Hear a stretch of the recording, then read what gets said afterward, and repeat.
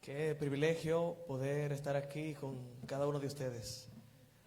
Yo sé que es de valientes estar acá. Algunos ya les comenzó a dar gripe, pero Dios va a recompensar sus esfuerzos por estar aquí en esta hora.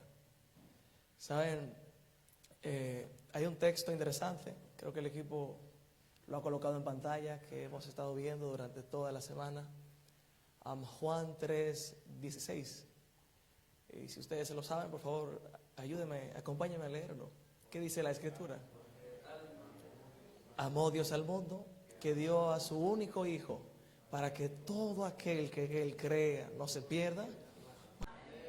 Gloria a Dios. ¿Cómo podemos responder a ese amor? El texto dice que Dios amó tanto a la humanidad que envió a su Hijo amado.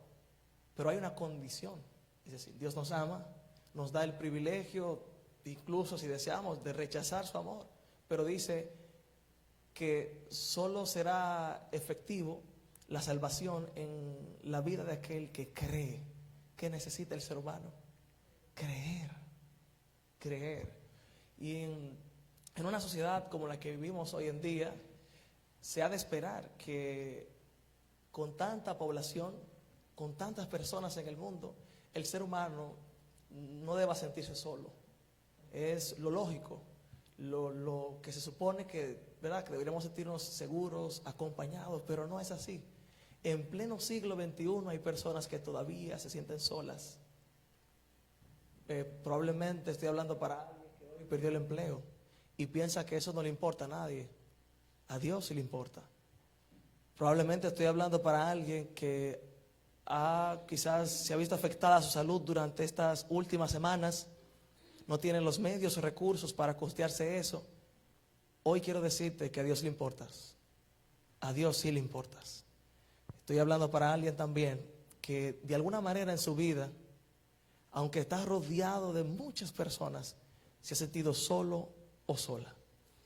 Mira, hace unos años atrás yo trabajaba para una ruta comercial en la empresa de un amigo. Siempre en la ruta visitábamos una cantidad específica de clientes, pero en aquella ruta había un cliente conocido popularmente por su profesión. Este hombre era zapatero, así que las personas lo conocían como el zapatero. En las últimas semanas, haciendo el recorrido del negocio por aquel lugar, no habíamos visto al zapatero. Una semana no lo veíamos, era extraño porque siempre estaba allí en la galería de su casa. La segunda semana no lo vimos, la tercera semana no lo vimos y empezamos a preguntarnos, ¿será que le pasó algo al zapatero? De pronto en la comunidad se empezó a correr la voz y una trágica noticia, aquella tarde nos enteramos de que nuestro querido amigo el zapatero llevaba días que había muerto de un infarto en la sala de su casa. Pero ya su cuerpo estaba allí, prácticamente en estado de descomposición. Nadie lo llamó para preguntar por él. Ningún familiar ni amigo fue a visitarlo en esas últimas 3 semanas en las cuales él había estado muerto. Un amigo, un vecino, un familiar. Y se supone que en pleno siglo XXI, en medio de una sociedad tan moderna y avanzada, con tantas personas, pues uno no debe sentirse solo. Pero hay gente que transita por la vida sintiéndose solo y sola, pensando que todo lo que le ocurre a nadie le importa y posiblemente personas cercanas no le importe, pero a Dios sí le importas. Y es común ver que personas que viven, decíamos ayer, en la misma casa o posiblemente en el mismo sector o comunidad, los apartamentos pueden quedar paralelos, pero son completamente extraños. Nadie le importa lo que pasa en la ventana, de la ventana hacia afuera, a nadie le importa eso. Lo importante es lo que pase conmigo y en mi casa. Lo cierto es que las realidades de la vida del ser humano sí le importan a Dios. Tus problemas le importan a Dios. Algunos oran pensando que ¿qué sentido tiene orar si he tenido quizás fe, pero cómo es posible de que tenga fe y de que los milagros no ocurran en mi vida? Pareciera ser que los milagros solo ocurren en la vida de otras personas, no en las mías. Así que el mensaje de la noche de hoy le hemos titulado Una luz en el camino. Y me gustaría ilustrar este mensaje de Juan 3:16 en el relato de un hombre en el Evangelio según San Juan, capítulo 5. Acompáñenme allí, abran sus Biblias junto conmigo, por favor, para que usted pueda contemplar lo que Dios quiere decirle esta noche. El Evangelio según San Juan, capítulo 5. Luego del relato con la mujer samaritana, la Biblia nos registra la historia acerca de un hombre. En el relato se le da este título, el paralítico de Betesda. ¿Cómo se llamaba ese hombre? El paralítico de Betesda. Sabes, la palabra fe en las Escrituras, en el Antiguo Testamento, la palabra que se utiliza es emuná, que significa esperar en las promesas de Dios o confiar. Así que la palabra fe, en una mejor traducción, podría ser confianza en Dios. Pero hay personas que cuestionan esta confianza y dicen, pero ¿por qué si tengo fe los milagros de Dios no ocurren en mi vida? El Evangelio de Juan, el capítulo 5, versículo 1 dice lo siguiente: después de esto había una fiesta de los judíos. Las Escrituras no dicen exactamente qué clase de fiesta había, pero en la antigüedad habían diversas clases de fiestas. Aquí no especifica, sin embargo había una celebración. Y el texto dice algo interesante. Juan 5:1 dice, y Jesús subió ¿a dónde? A Jerusalén. La idea de que Jesús está subiendo a Jerusalén es porque quiere de manera intencional encontrarse con ese hombre. Yo no sé por qué has venido en esta noche a este lugar, pero hoy quiero decirte que Jesús está en este lugar porque quiere tener un encuentro contigo. Escucha, mi querido amigo. Juan 5:1 dice, Jesús subió a Jerusalén. Versículo 2. Pero hay en Jerusalén, cerca de la puerta de las ovejas, un lugar histórico, un estanque en la parte de atrás, llamado en el Antiguo Testamento como el estanque de Betesda, el cual tenía 5 entradas. ¿Cuántas entradas tenía? Estas puertas, pórticos, eran prácticamente parte de la estructura de aquel lugar. Era una obra arquitectónica hermosa, pero no tenía nada de especial las puertas. Sin embargo, estas puertas simbolizaban las diferentes realidades de las personas que iban a entrar a aquel lugar.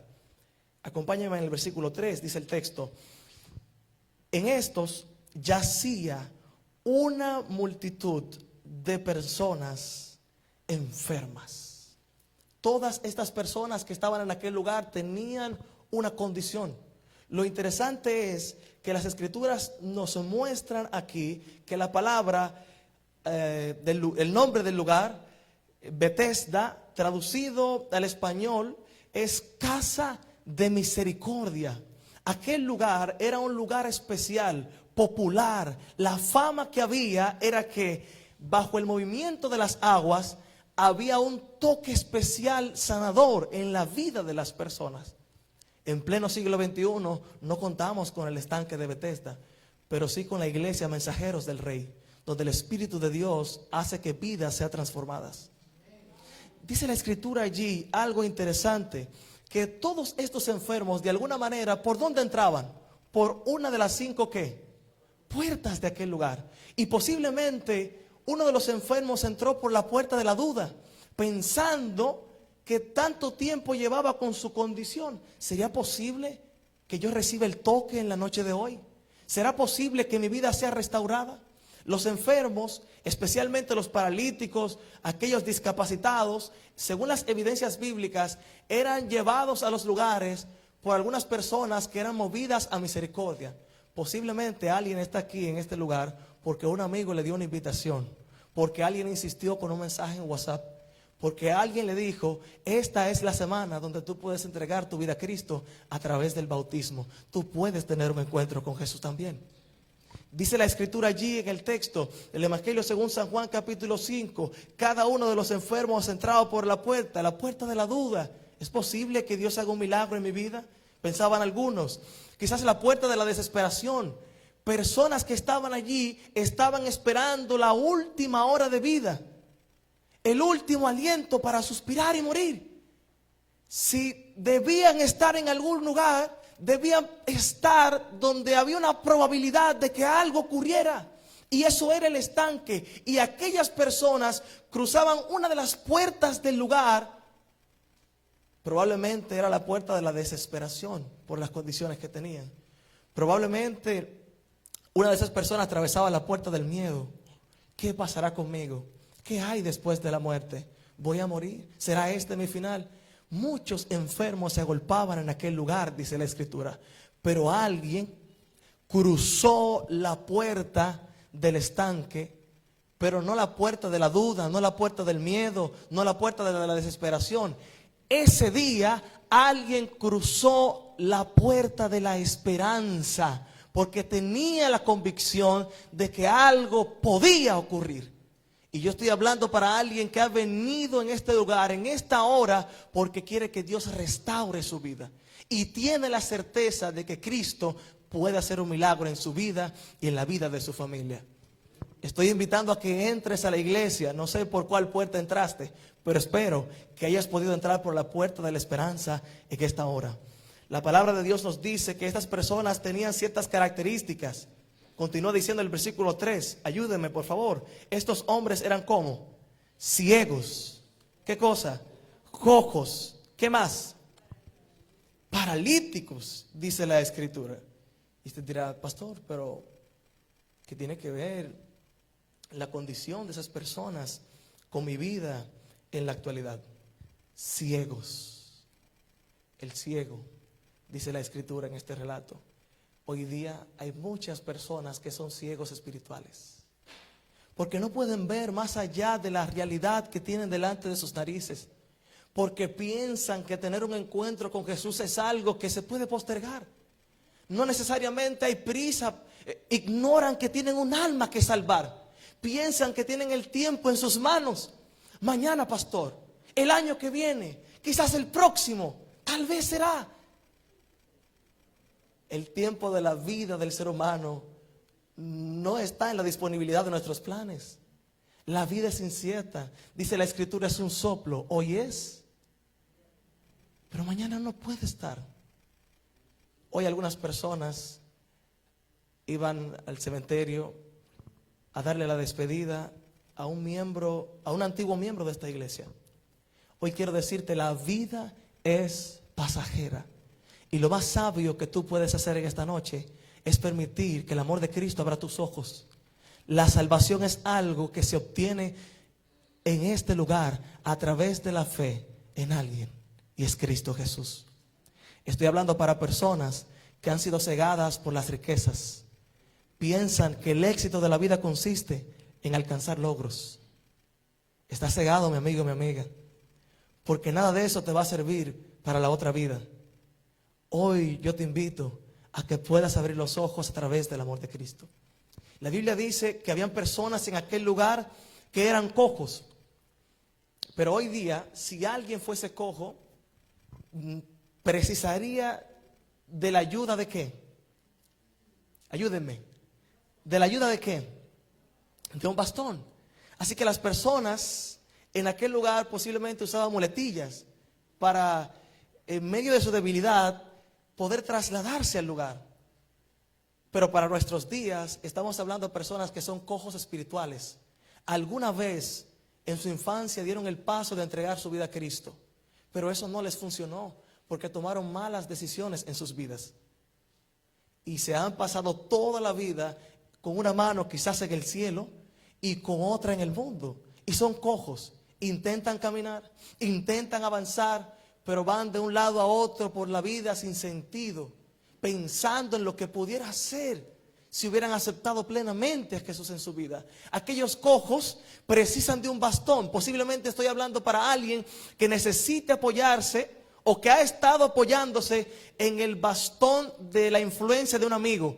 No, yo no puedo entregar mi vida a Dios porque estoy esperando que mi mejor amigo o mi mejor amiga lo haga. Amigo, despierta. La salvación es individual, dice la Escritura. ¿Qué cosa es la salvación? Individual. Aquel día en el reino de los cielos podemos encontrar amigos, ¿sí o no? Sí, pero para eso hay que aceptar a Cristo hoy, ahora, en este lugar, en este momento. Estoy hablando para algunos que probablemente se estén apoyando del bastón de un trabajo. No, pastor, yo no puedo entregar mi vida a Dios porque todavía dependo del empleo. Y el empleo absorbe mi tiempo. El empleo no me permite trabajar, me tiene ocupado los sábados. El empleo absorbe todo de mí. Probablemente estoy hablando para alguien que piensa que Dios no puede proveer todo lo que él o ella necesita en el nombre de Jesús. Probablemente estoy hablando para un cojo que se ha estado apoyando en una relación tóxica con alguien que es su influencia. Mira, no es tiempo de entregarte a Jesús todavía. Hay cosas que necesitas cambiar. Y cuando alguien quiere hacer lo incorrecto, busca diversas opiniones para apoyar su teoría.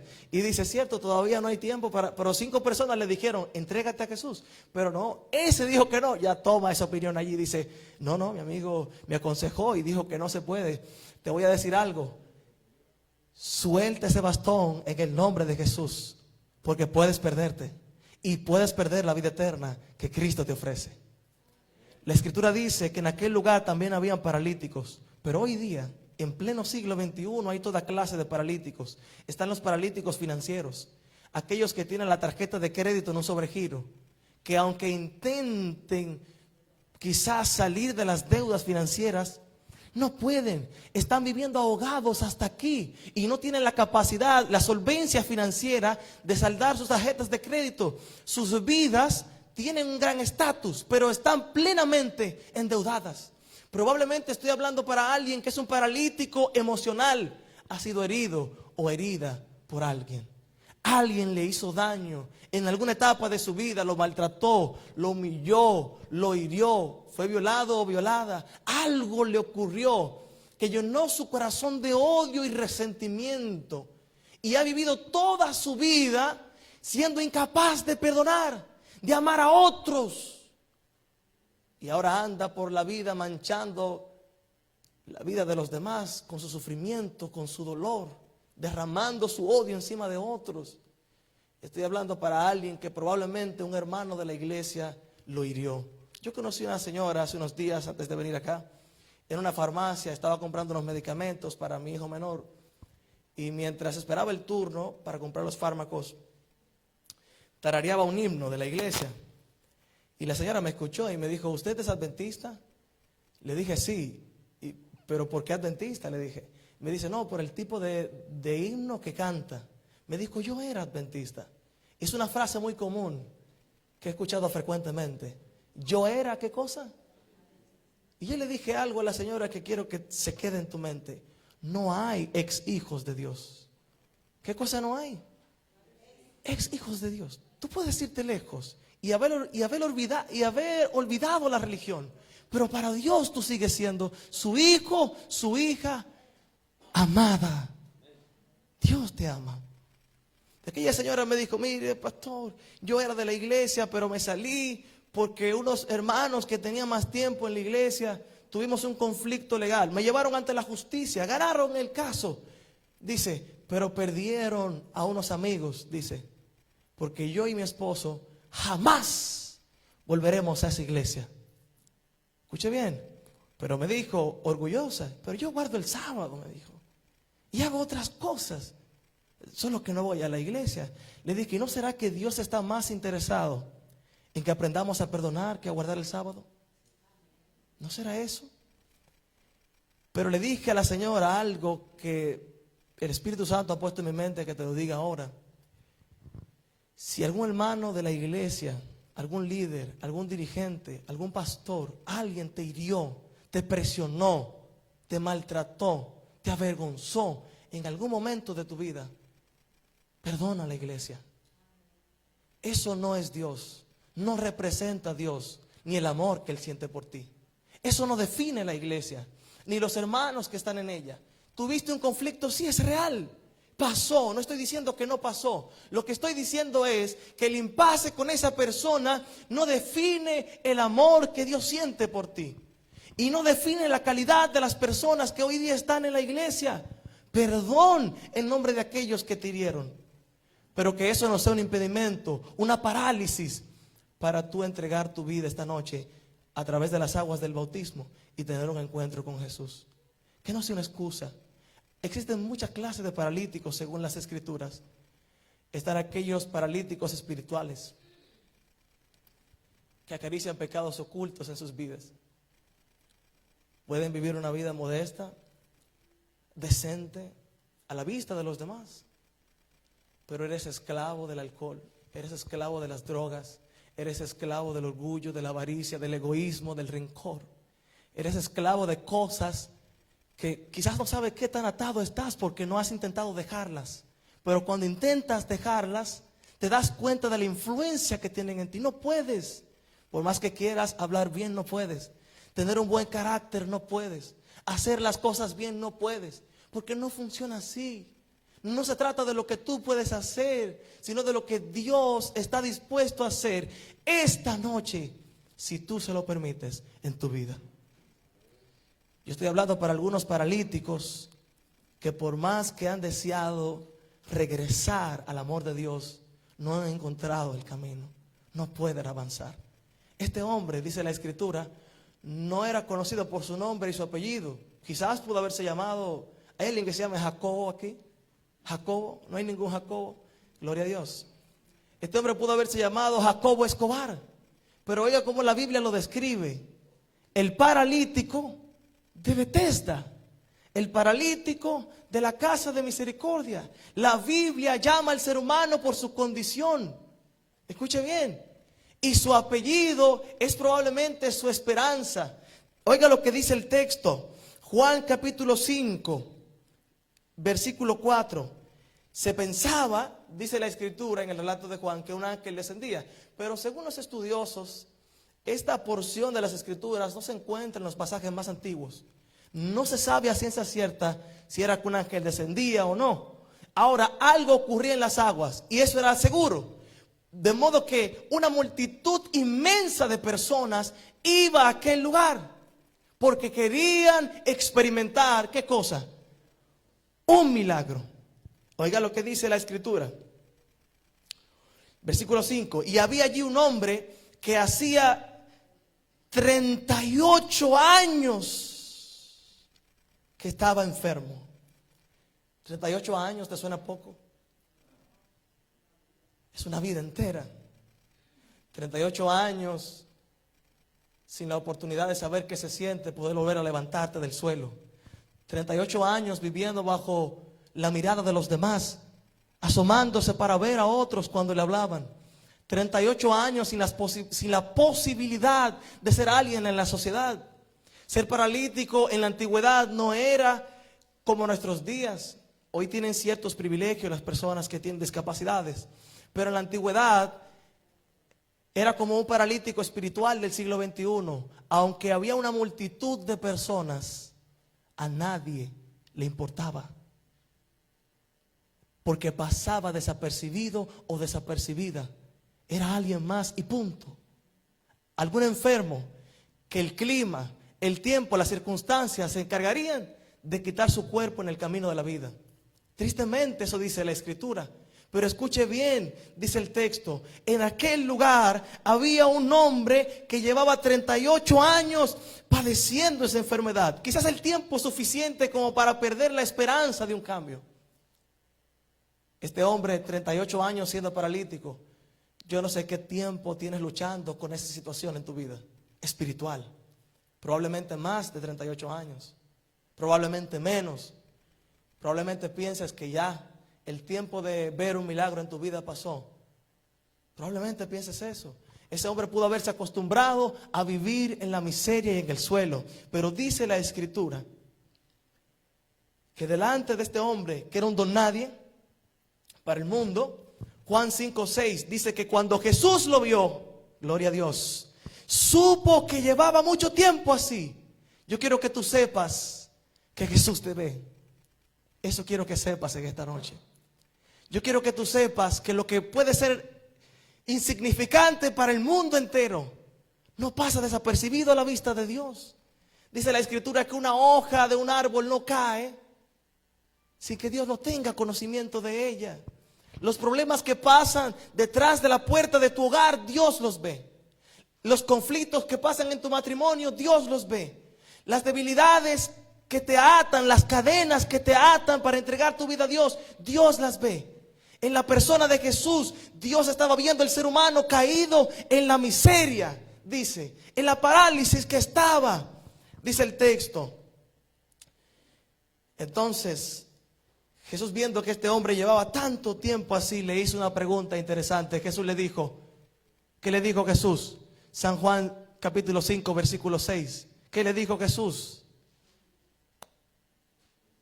Mirando al paralítico, le dijo, hey, imagino que el paralítico miraba fijamente el estanque. Y wow, miraba el estanque con ojos llorosos, deseando poder llegar. Pero Jesús se encuentra con este hombre y mirando abajo, desciende hacia él. Yo creo que Eric puede ponernos esa imagen allí en pantalla, yo la tengo en la presentación. Jesús le hace una pregunta interesante y le dice, ¿tú quieres ser sano? Sabes, para este hombre que sufría una discapacidad física, esa pregunta era música para sus oídos. Era quizás la sinfonía de Beethoven, una música alegre, la mejor melodía para sus oídos. Jesús le estaba preguntando, ¿tú quieres ser sano? Para mí y para ti, que probablemente nuestra condición no es física, que hemos estado postergando nuestra decisión con Jesús, que hemos estado postergando nuestra salvación, que hemos huido, de alguna manera nos hemos escondido detrás de las excusas del trabajo, del tiempo, de los afanes, de la familia, de las decisiones de los demás, para entregar nuestra vida a Jesús por completo. Si Jesús te viera ahora, ¿qué te preguntaría? Jesús le ofreció una solución según el contexto de su necesidad, y era desesperante, porque los años que tenía allí hicieron que sus pies tomaran llagas y que su cuerpo estuviera consumido. Y cuando Jesús lo ve, le hace una pregunta tierna y le dice, ¿tú quieres ser sano? La pregunta no era ahora si Jesús podía hacer el milagro, era si el hombre todavía quería ser sanado. Pero si Jesús nos viera a ti, a mí ahora, no nos diría, ¿tú quieres caminar de nuevo? No nos diría eso. Jesús te preguntaría, ¿tú quieres ser salvo? ¿Tú todavía lo anhelas? ¿Tú quisieras experimentar un cambio de vida? ¿Lo quieres hacer hoy? Eso es lo que Jesús le estaba diciendo al hombre. ¿Tú quieres experimentar el milagro? Si quieres, hoy puedes. Era lo que Jesús le estaba diciendo a este hombre. El hombre respondió y dijo, Señor, yo soy un paralítico, yo no tengo las condiciones para ir a ese lugar, yo no puedo. Porque cada vez que el agua se mueve, una multitud desciende primero. Y el movimiento de las aguas para este hombre era un dolor de cabeza. Le voy a decir por qué. Para muchos era esperanza, pero para este hombre era un dolor de cabeza, porque todos los que podían correr pasaban por encima de él, y pareciera que el milagro estaba a la suerte. Otros tenían la dicha. Hay gente que cree que nació para fracasar en la vida. No es así. Dios no tiene hijos e hijas fracasadas. El fracaso llega a la vida del ser humano a través del pecado. Pero Dios no te llamó al fracaso ni a la desgracia. Dios no te llamó a conformarte a lo que sería tu vida. Dios hoy quiere invitarte a la oportunidad de una vida nueva. Pero hay gente que, como este hombre le dijo a Jesús, Jesús le está diciendo, tú quieres ser sano, yo puedo hacer el milagro, no el estanque. Y él le dice, no, yo quiero ir al estanque. Hay gente que está esperando que las aguas del año 2026 se muevan para entregar su vida a Dios. Escucha bien, y Dios le está diciendo esta noche, entrégate a mí ahora. Hay gente que está esperando que las aguas de la empresa posiblemente se muevan y algo falle en su negocio para buscar a Dios desesperadamente. Señor, ayúdame. Tú no tienes que esperar que las aguas del trabajo se muevan. Tú no tienes que esperar que las aguas de la salud se caigan en tu vida. Tú no tienes que esperar una tragedia para ir a Jesús. No tienes que. Jesús está diciendo en esta noche, ¿tú quieres ser salvo? Yo pregunto, ¿hay alguien que quiere ser salvo en el nombre de Jesús? Ese amén estuvo como tímido. Hay alguien que quiere ser salvo en el nombre de Jesús. Pero para eso se necesita fe. Y fe es confianza. Y no puedes confiar en alguien que no conoces. Si de pronto, decía una compañera esta tarde, si de pronto en el camino del trabajo alguien trae un bulto corriendo y lo pone en tus manos y te dice agárrame ahí, ¿te quedarías con el bulto de una persona desconocida en pleno tren? No lo harías. ¿Por qué? Porque no lo conoces. ¿Qué rayos trae ahí? Pero si es tu esposo, tu esposa, tu amigo favorito que viene corriendo y te dice por favor cárgame este bulto, ¿te quedarías con él? Claro que sí. ¿Por qué? Porque lo conoces, porque confías y no sabes lo que hay en el bulto, ni le vas a preguntar, pero hay confianza en él. Hoy es la misma realidad. Jesús espera que confiemos en él cuando nos invita a dejar de esperar un milagro de cosas que van a suceder y empezar a experimentarlo hoy en el milagro que él nos ofrece. Pero yo necesito dejar de confiar en eso y empezar a confiar en Jesús. Yo necesito dejar de esperar que las aguas se muevan y tomar mi decisión por Jesús y entregar mi vida a Él, dice la Escritura. Mira, la Biblia dice que Jesús, mirando a este hombre fijamente, le dijo: levántate y anda. Y en aquella misma hora, unas rodillas podridas, putrefactas, con mal olor, empezaron a recobrar vida. Y este hombre que estaba condenado a la miseria, condenado a vivir en el suelo, en el fracaso, se levantó, dice la Escritura. Mirando a Jesús fijamente, hizo lo que él le pidió. No lo cuestionó, no le preguntó, no miró atrás. Sabía que tenía ¿cuánto tiempo estando enfermo? 38 años. ¿Qué había en el pasado? Miseria. Hay gente que quiere mirar atrás todavía. Jesús hoy te está invitando a reescribir tu historia. No es tiempo de mirar atrás.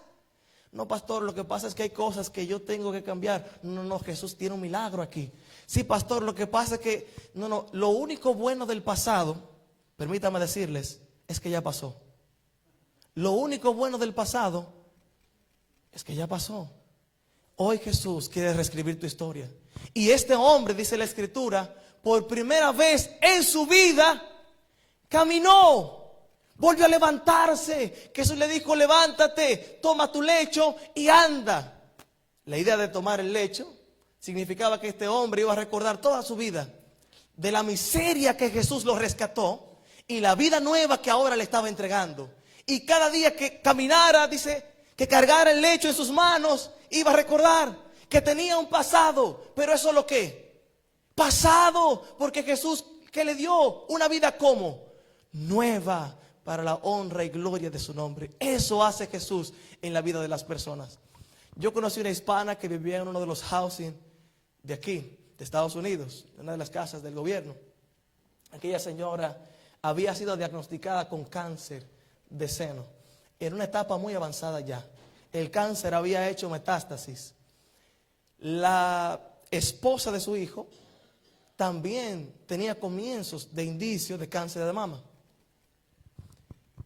A través de los tratamientos y las terapias que ambas habían tomado, tristemente me contaba la señora que la esposa de su hijo, con un cáncer inicial simplemente, no alcanzó a soportar y murió.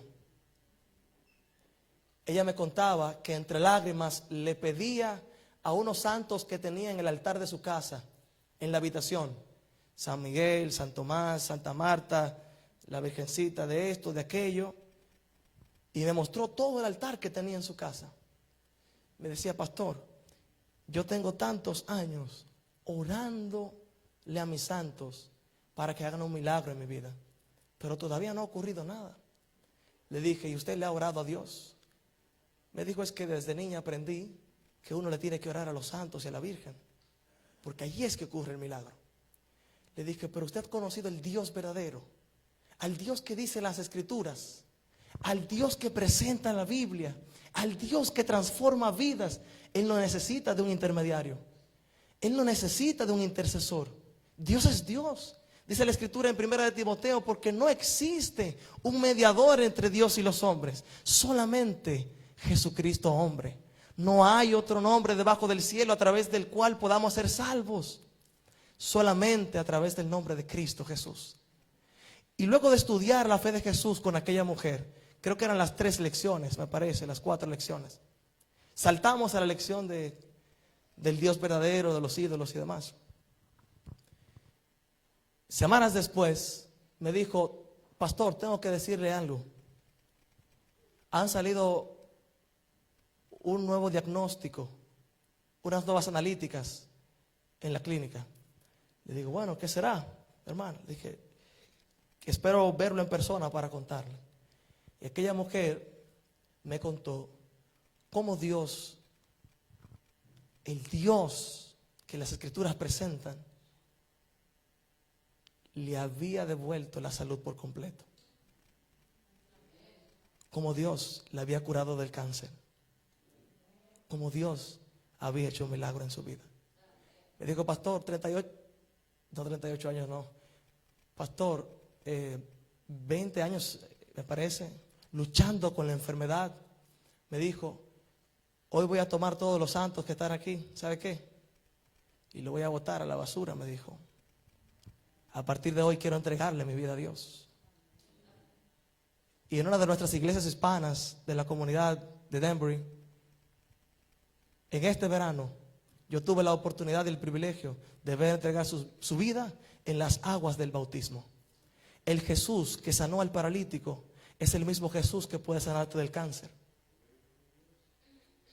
El Jesús que sanó al paralítico es el mismo Jesús que puede sanarte de la diabetes. Yo no estoy negociando la gracia de Dios, no estoy diciendo eso. Los milagros de Dios son de 2 maneras. Una de ellas es sobrenatural.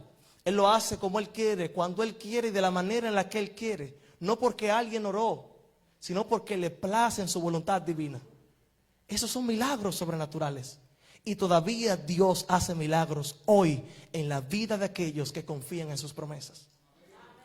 Pero también está aquel milagro natural, que el que nadie quiere, pero suele ocurrir a diario en la vida del creyente. Y es el milagro de la fe, de la vida transformada. Hoy Jesús quiere ofrecerte ese milagro. Yo estoy hablando para personas que han durado mucho tiempo para postergar la entrega completa de su vida a Dios. Pero en esta noche yo quisiera ver quiénes son aquellos que, levantando su mano, dicen: Señor, yo quisiera recibir un milagro en mi vida. Ya no quiero ser un paralítico o una paralítica. Quiero recibir el milagro que el cielo tiene para mí. Hay alguien que levanta su mano derecha conmigo allí diciéndole: Señor, yo quiero recibir un milagro en mi vida. Dios te bendiga, Dios te bendiga. ¿Será que estoy hablando para alguien que necesita tomar la decisión de entregar su vida a Jesús, pero aún está luchando, lo está postergando, está esperando el movimiento de las aguas? Pero Jesús hoy te dice: si tú quieres ser salvo, ven a mí, confía. Mientras vienes a Jesús, el milagro va a ocurrir en tu vida, en tu familia, en tu corazón. Si hay alguien que no ha entregado su vida a Dios, yo quiero invitarle en esta hora a que se ponga de pie, pues quiero orar por él o por ella. Si hay alguien que está luchando con cosas en su vida, que entiende, que tiene la necesidad de restaurar su relación con Dios, yo le invito a ponerse de pie. Puedes ponerte en pie. Probablemente estoy hablando para un amigo o una amiga. Dios te bendiga. Dios te bendiga. Que le dice: Señor, Dios te bendiga también. Señor, haz ese milagro en mi vida en el nombre de Jesús. Si tú eres esa persona, desde donde estás, yo quiero orar por ti. En esta hora hablemos con el Señor. Eterno Padre, alabado y glorificado sea tu nombre en esta hora, porque tú eres un Dios atento a las necesidades de tus hijos. Hay personas que hoy se ponen en pie diciéndote: Señor, te acepto como el único Dios en mi vida capaz de hacer milagros. Cambia mi corazón, cambia mi parálisis, cambia mi ceguera. Hoy suelto el bastón de la autoconfianza y me entrego al milagro que tú quieres hacer en mí. Hoy estoy hablando para alguien que no tuvo el valor, Señor, también de ponerse en pie y ha estado postergando la decisión de entregar su vida a ti. Abre sus ojos antes de que sea demasiado tarde. Que estos amigos que están en pie, probablemente antes de que cierre este año, puedan entregar su vida a Dios a través de las aguas del bautismo. En el nombre de Jesús, Señor, te lo pedimos. Amén. Amén. Dios te bendiga, amada familia.